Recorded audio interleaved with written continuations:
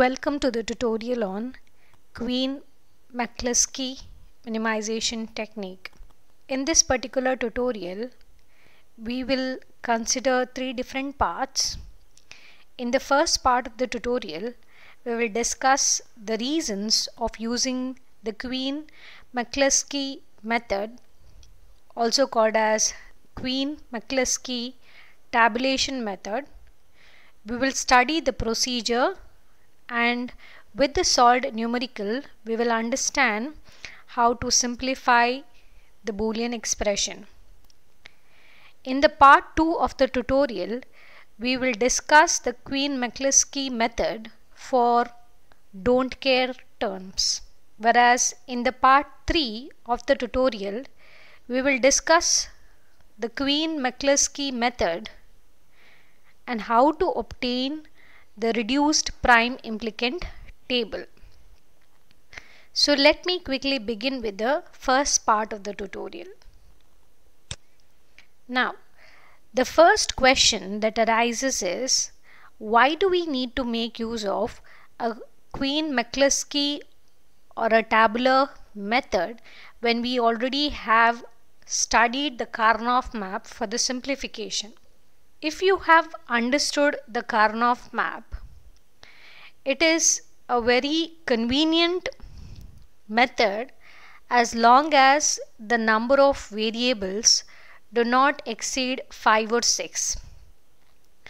But as the number of variables increases, it is difficult to make judgments about which combinations form the minimal expression. So in case of a problem with 7, 8 or even 10 variables, it becomes almost an impossible task to simplify the expression by the mapping method. So in short, I can say that one of the biggest limitation of the Karnaugh map is that its complexity increases as the variable size increases. Another important point is that the Karnaugh map simplification is a manual technique, and the simplification process is heavily dependent on the human abilities. That is, the way we map, the way we consider the grouping. So it is highly dependent upon us. So to meet this particular need, W.V. Quine and E.J. McCluskey developed an exact tabular method in order to simplify the Boolean expression, and this method is called as the Quine-McCluskey method or the tabular method. So let me quickly take you to the procedure of simplification using the Quine-McCluskey method. So this procedure gives 6 steps for the tabular method. In the step 1, we arrange the minterms in the ascending order and make groups based on the number of ones that are present in the binary representation. The group number 1 will be corresponding to the binary representation in which the number of ones will be equal to 1. Group number 2 will be corresponding to the ones wherein the binary representations will have at least 2 ones, and so on. So in simple terms, I can say that there will be at least n plus 1 groups if there are n Boolean variables in a Boolean function or n bits in the binary equivalent of minterms. In the step 2, we are going to compare the minterms present in the successive groups. That means group 1 will be compared with group 2, group 2 will be compared with group 3, group 3 will be compared with group 4, and so on. So if there is a change in only 1 bit position, then we take the pair of those two minterms and place the symbol dash in the deferred bit position. and keeping the remaining bits as it is. Now the deferred bit position will be, one will be 0, the other will be binary 1. So you need to have a change of 0 to 1 or 1 to 0. So that is the meaning of the deferred bit position. In the step 3, we are going to repeat the step 2 until a newly formed terms are obtained so that we get all the prime implicants. Once we formulate the prime implicant table in the step 4, this prime implicant table will consist of a set of rows and columns. So the prime implicants can be placed in the row wise and the min terms can be placed in the column wise. We will place a X in the cells corresponding to the min terms that are covered in each prime implicant. In the step 5, we find the essential prime implicant by observing each column. If the min term is covered only by one prime implicant, then it is an essential prime implicant and that particular X will be circled. And those essential prime implicants will be a part of the simplified Boolean function. In the step 6, we will reduce the prime implicant table by removing the row of each essential prime implicant and the columns corresponding to the min terms that are covered in that essential prime implicant, and repeat the step 5 for reduced prime implicant table, and stop this process when all the min terms of the given Boolean function are over. So if you look at this particular procedure, this might look very complex, but as we solve, it becomes easier. Moreover, in some of the cases, what happens is that you will be able to get only essential prime implicants at the end. That is, you might have to stop by the end of step 5 in some of the numericals, whereas in some of the numericals you might have to go up till step 6. So it depends upon the question. So let us quickly analyze in these 3 tutorials as to how it will depend upon the question and how we need to obtain and apply this procedure of Kuhn-McCluskey tabulation method. So as a first problem, we have the question which says simplify the following using Kuhn-McCluskey minimization technique. The function that is given is d is equal to f of a, b, c, d. Clearly it's a 4 variable case and the min terms have been specified. So as a step 1, we have to form different groups of ones. So I'm going to draw the table corresponding to group, min term and the variables a, b, c, d. And I have group 0 corresponding to min term 0, and I know that the binary representation of 0 is 0, 0, 0, 0. So the number of ones is 0 in this particular case. Whereas corresponding to the min term 1, 2 and 8, I have totally ones. Corresponding to 3, 6 and 9, I have 2 ones. 7 and 14, 3 ones, and for a decimal notation of 15, I have 4 ones. So in the next step, what I need to do is I need to compare the successive groups and eliminate the groups, eliminate the min terms which differ by 1 bit and place a dash in that particular place.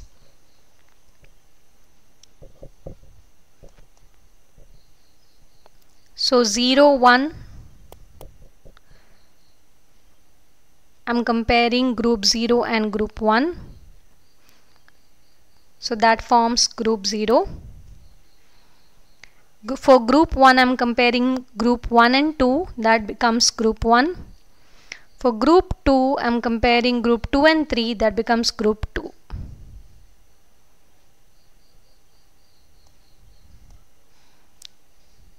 I need to check mark all the minterms whether I have compared them or no. So here you can see how I have highlighted the minterm comparisons that I am going to do. Whenever you place a dash, you need to ensure that the dash is the same for both the cases or for both the pairs that you are comparing.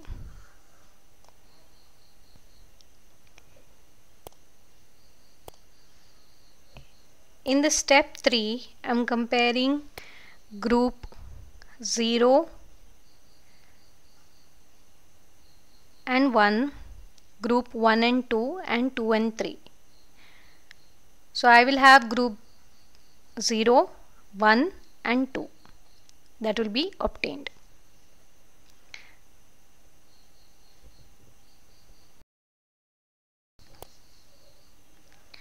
So I have group 0 corresponding to the minterm 0, 1, 2, 3, 0, 1, 8 and 9, and group 1 with 2, 6, 3 and 7, and group 2 with 6, 7, 14 and 15.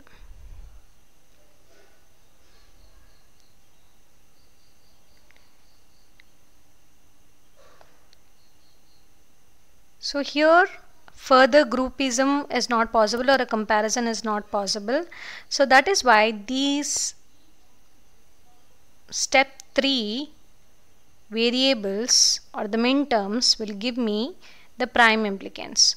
So what I'm going to do is I'm going to write the prime implicant table by considering the prime implicant terms, the decimals, and I am going to consider the minterms that were represented in the function. I am going to mark an x corresponding to the minterms for that particular prime implicant. If any of the x is appearing as a single value in any one of the columns of the prime implicant, then that becomes an essential prime implicant. So you can see that b bar c bar has a single x corresponding to the decimal notation 8 and 9, so it becomes an essential prime implicant, and the prime implicant BC has a single x corresponding to decimal notation 14 and 15, hence it becomes a essential prime implicants. Now when you are going to compare a bar b bar and a bar c, what happens is that you have the two terms which are having the minterms 2 and 3. So these 2 and 3 minterms imply that, or the presence of 2 and 3 in both the prime implicants a bar b bar and a bar c imply that they are required in order to form groups in a Karnaugh map. So as an end result, when we write the final Boolean expression, what we are going to do is we are going to include the term either a bar b bar or a bar c. So you can see that the final expression will be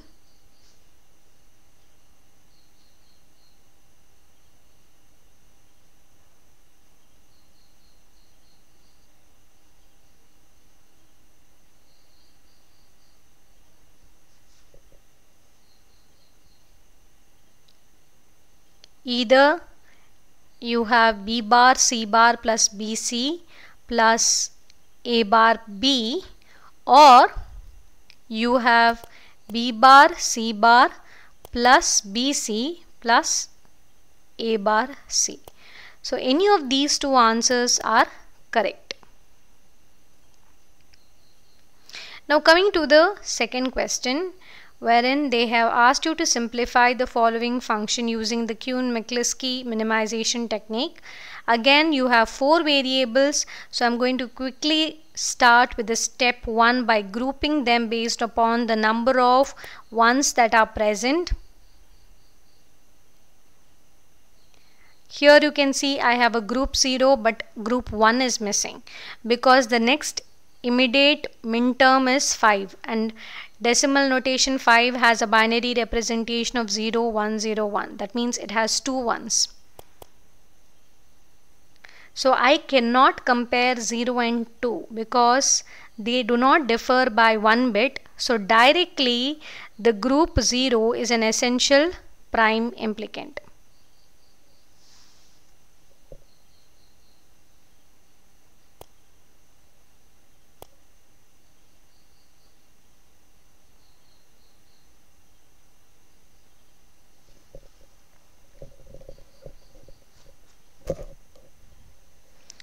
For now, let me consider it as a prime implicant. Further, let us see whether it forms an essential prime implicant or no.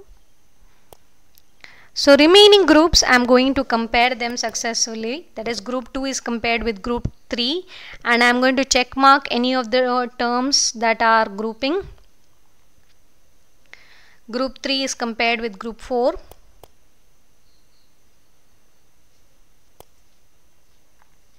So I have a step 2 wherein I am going to have another table with group, minterm and the variables.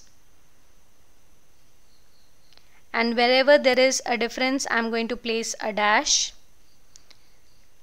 So because prime implicant for group 0 was already identified in this particular step, I have not included that particular prime implicant. So directly group 2 and group 3 is there. So again I am going to check mark whichever ones can be paired and the remaining ones will become the prime implicants.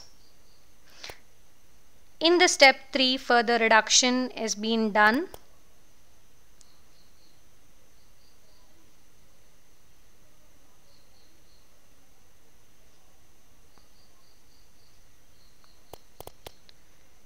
So here you can observe that